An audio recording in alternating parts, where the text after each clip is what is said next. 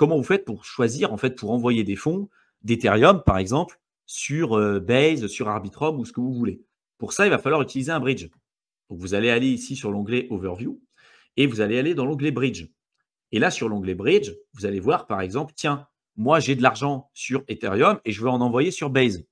Ah là, vous voyez que ce bridge-là de chez Circle, le CCTP, c'est un bridge qui a fait 43 millions de volumes sur les dernières 24 heures, presque 1 milliard de volumes sur le dernier mois. Donc, ça reste un bridge qui fonctionne bien, sur lequel vous pouvez échanger de l'argent d'Ethereum sur Arbitrum, sur Base, sur Optimism, sur Avalanche, sur Polygon.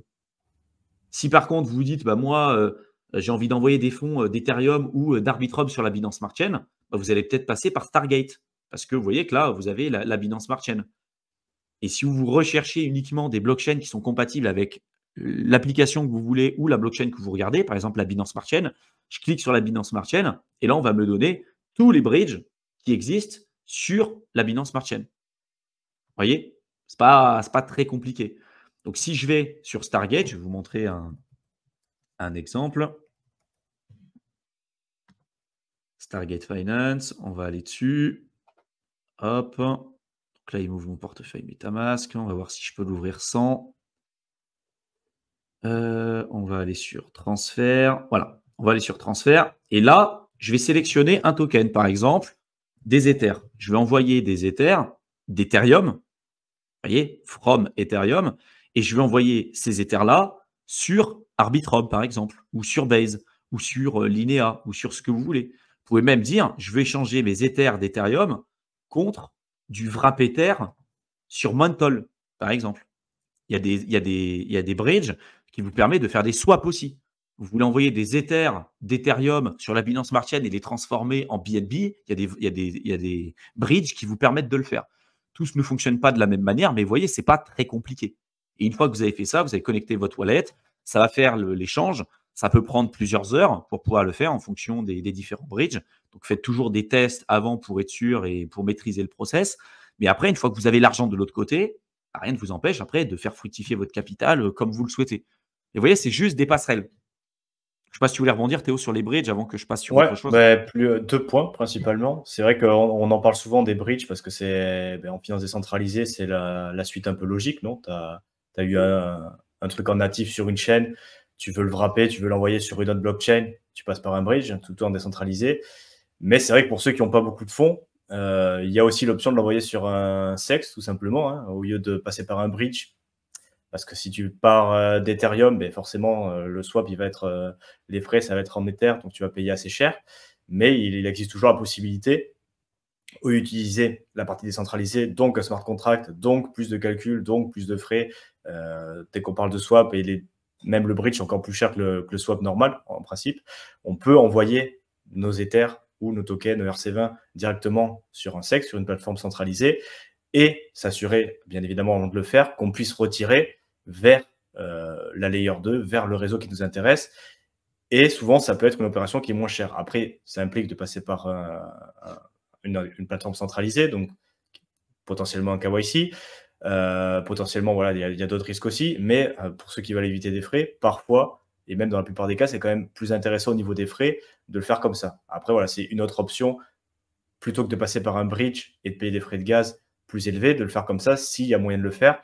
Mais c'est vrai que des fois, il y a les plateformes, elles ne prennent pas en compte, on ne peut même pas envoyer l'actif parce qu'ils l'ont pas listé. Et c'est pas dit, en plus, si on est sur des layers 2 qui sont assez récents, qui ne sont pas encore très utilisés, qu'on puisse le retirer. Donc ça ne vaut pas dans tous les cas. Si on veut être sûr de faire le truc à 100%, effectivement, regardez comme l'a montré Thibaut sur Defilama et regardez que la plateforme prenne en charge les deux actifs de chaque côté et les blockchains et les layers 2.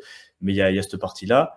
Et après, avant de passer sur la suite, aussi rappeler que quand on utilise un bridge, quand on wrap des actifs, au final, il n'y a pas de transfert d'actifs entre blockchains.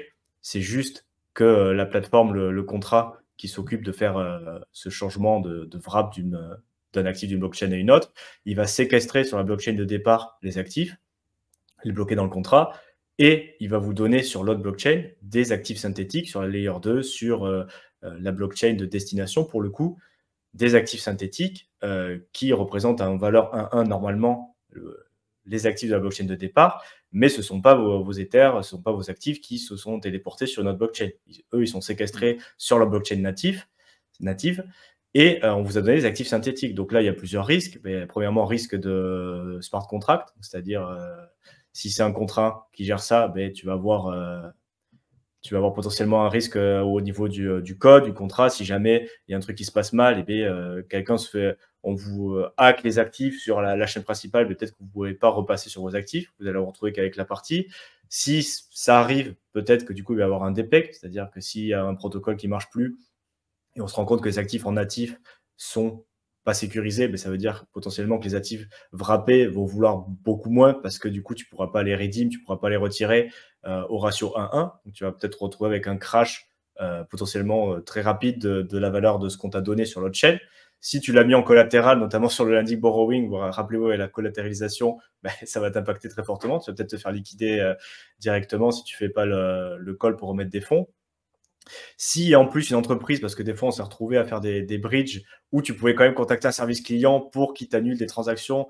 Donc smart contract, mais il y a quand même quelqu'un C'est quelque ultra part, centralisé. Les bridges sont ultra centralisés. quelqu'un à la mano quelque part pour faire des petites manips derrière. Tu as aussi ce risque-là. Et après, tu as le risque de dépeg, qu'il y en a qui font de l'arbitrage un peu extrême, où tu as ton actif qui est plus forcément pégé au niveau 1-1 entre ta blockchain de départ et là où tu vas. Donc, c'est pour ça, rien que le fait de wrapper, de passer par un bridge et de passer sur une autre blockchain, il y a quand même plusieurs risques de faire ça. Et notamment, plus on va avancer, plus ce qu'on va voir après sur le restaking, sur l'utiliser sur nos plateformes en multi-chain, en fait, plus on va utiliser de smart contract, plus ça va être imbriqué, plus ça va être au final du leverage sur du leverage sur du leverage sur du leverage. À chaque fois qu'on repasse sur un smart contract et qu'on ajoute des couches comme ça, et à chaque fois, il y a ce même risque, il existe en fait, et il est multiplié avec les possibilités de risque systémique qu'il y a derrière. Donc c'est pour ça, c'est pas non plus anodin de wrapper ses actifs en natif pour les envoyer sur une autre blockchain pour faire du rendement.